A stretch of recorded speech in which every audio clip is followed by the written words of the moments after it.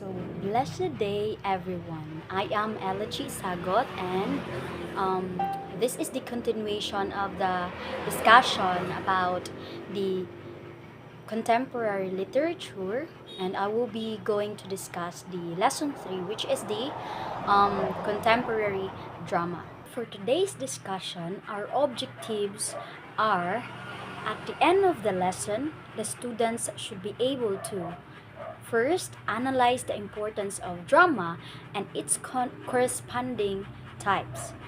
Second, examine the theatrical structures of contemporary drama. And lastly, identify the given examples of which types of drama it belongs. Now let's proceed to our topic, which is the dramatic structures. As we define structure, it is how the plot or story of a play is laid, including a beginning, a middle, and an end. So plays may also include subplots, um, which are smaller stories that allow the audience to follow the journey of different characters and events within the plot. So the typical structure of a play can be segmented into three main parts, which is the beginning, the middle, and the end. So, in the beginning, this part introduces the characters, setting, and the central conflict. And it sets the stage of the audience, providing necessary background information. While in the middle, it develops the plot further. It is characterized by a series of events where conflicts become more pronounced, building tension toward climax, which is the peak of the story where the main conflict reaches its highest intensity. And lastly, in the end, after the climax, the falling action deals with the consequences of the climax and begins to resolve the conflict. This culminates in the resolution, which ties up loose ends and provides closure to the narrative. Now, let's proceed to the three dramatic structures. First is the linear. So, a typical dramatic structure is linear, with events occurring chronologically. This might include exposition, rising action, climax, falling action, and resolution. So, in exposition, the background of the story, including key characters, settings, and important context, are being introduced. It lays the groundwork for understanding the subsequent events and conflicts. While in the rising action, it is a series of events that create suspense in the narrative.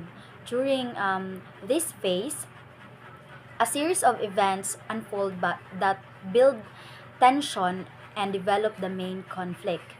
The narrative escalates in introducing complications and challenges that the characters must face, and thereby engaging the audience's interest and emotions. Next is the climax.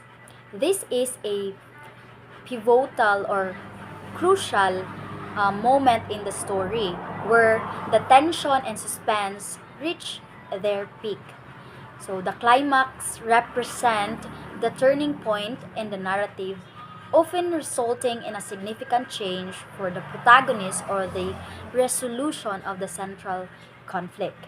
So as we all know, when we hear the word climax, it is a part of the story wherein kanang intense na ang kanang graan na nga part ang kanang intense na kaayo ang kanang kumbaga story or ang drama. Then, following the climax, the falling action begins to resolve the main conflict. It shows the consequences of the climax, addressing the remaining issues and setting the stage of the conclusion of the story. And lastly, the resolution. So, this final stage brings closure to the narrative, the conclusion of the story where questions are answered and loose ends are tied up. This graph, showing how dramatic tension changes during a theater performance. Gikan sa exposition, through rising action, dramatic climax, and falling action, ending in a resolution. This outline is commonly known as five-act structure, or do we call this? Free tag, uh, free tags pyramid, which illustrates the progression of a narrative through its various stages. Now, let's proceed to the second dramatic structure, which is the non-linear. So, a non-linear structure in drama refers to a narrative that does not adhere to a chronological sequence. So, in contrast, this is a dramatic structure that does not adhere, does not follow chronological sequence. So, unlike the um, linear structure of drama, so ang linear is ga-follow siya og chronological sequence, while the non-linear is wala siya ga-follow og chronological sequence. Instead, it may represent events out of order, utilizing techniques such as flashbacks and flash forwards to help make the play more exciting or to highlight points through contrast and juxtaposition. So when we say juxtaposition, it is the fact of two things being seen or placed close together with contrasting effect.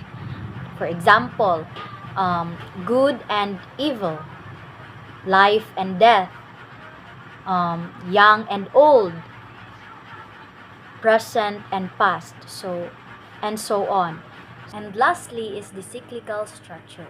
So cyclical structure in plays is a narrative technique where the story concludes at the same point in time it began.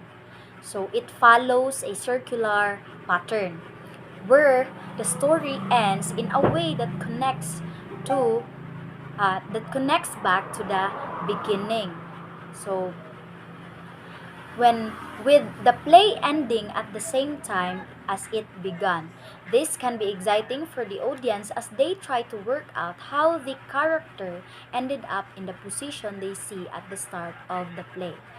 So there are three related terms for cyclical structure. First is the repetition, the circular narrative, and the eternal narrative. So, in repetition, it is when certain words, phrases, or ideas are repeated for emphasis or effect within a literary work.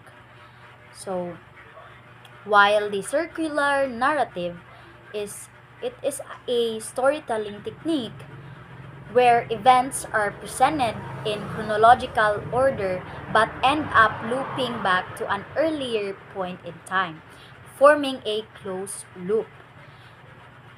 So, circular narratives are used across all of forms of storytelling, from TV, film, literature, and even music. So, this popular style of structuring a narrative can provide a satisfying conclusion to a story and wrap everything up neatly. Now, let's proceed to the examples of drama in literature. So, the first example is the Much Ado About Nothing by William Shakespeare. So, Much Ado About Nothing is the most frequently performed Shakespearean comedy in modern times. The play is romantically funny in that love between Hero and Claudio is laughable, as they never even get a single chance to communicate on stage until they get married. So their relationship lacks development and depth. They end up merely as caricatures, exemplifying what people face in life when their relationships are internally weak. So, love between Benedict and Beatrice is amusing, as initially their communications are very sparky, and they hate each other. However, they all of a sudden make up and start loving each other. Then, the second example is the Oedipus Rex by Sophocles. So, Sophocles' mythical and immortal drama Oedipus Rex is thought to be his best classical tragedy. Aristotle has adjudged this play as one of the greatest examples of tragic drama in his book, Poetics, by giving the following reason. So, the first reason is the play arouses emotions of pity and fear and achieves the tragic catharsis. And it shows the downfall of an extraordinary man of high rank, Oedipus. The central character suffers due to his tragic error called hamartia, as he murders his real father, Laius, and then marries his real mother, Jocasta. Then the last one is hubris is the cause of Oedipus' downfall. So this drama, the type of this drama is tragic. Then the third example is the importance of being earnest by Oscar Wilde. So Oscar Wilde's play, The Importance of Being Earnest, is a very popular example of Victorian farce. In this play, a man uses two identities, one as a serious person, Jack, his actual name, which he uses for Cecily, his ward, and as a rogue named Ernest for his beloved woman Gwendoline. And unluckily, Gwendoline loves him partially because she loves the name Ernest. It is when Jack and Ernest must come on stage together for Cecily, then Algernon comes into play Ernest's role.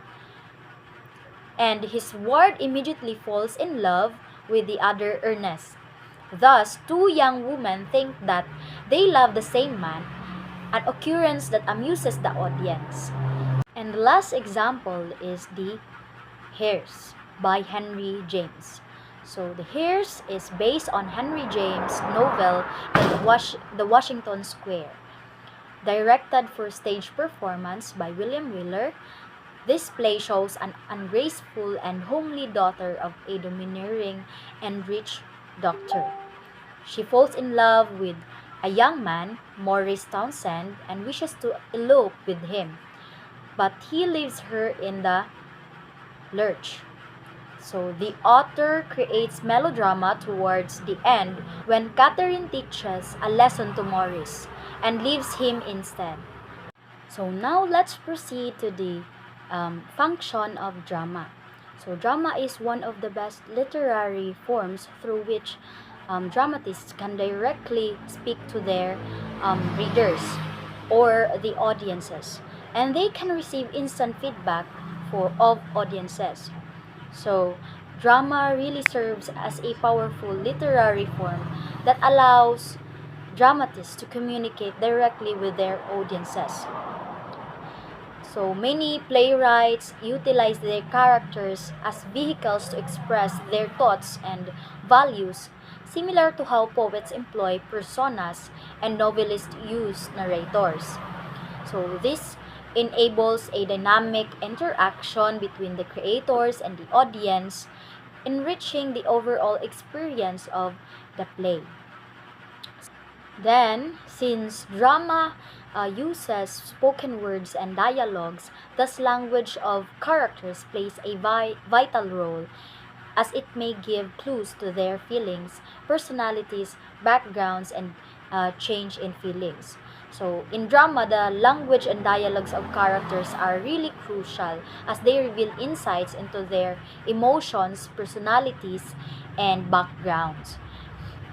So the roles of drama ranges from instructive, educative, informative, entertaining, therapeutic, social and cultural to religious and political experiences. So the manner in which characters speak can indicate their feelings and any shifts in their emotional state, providing depth to their portrayal. Further, the roles of drama are multifaceted. It can serve uh, it can serve to instruct, educate, and inform while also providing entertainment. Additionally, drama can have therapeutic effects, reflect social and cultural experiences, and explore religious and political themes, making it a rich medium for various forms of expression. And now let's proceed to our activities. So our first activity is you are going to watch the contemporary drama or play entitled A Doll's House by Henrik Ibsen. And you're going to examine the theatrical structure used in that play. Then after watching the video, you're going to answer the following questions. And the second activity, after watching the contemporary drama or play, you are going to map the story out using the Story Mountain Planner. So here showing you the references of my discussion. That's all for today's video, and I hope that you learned something, and thank you for listening. God bless.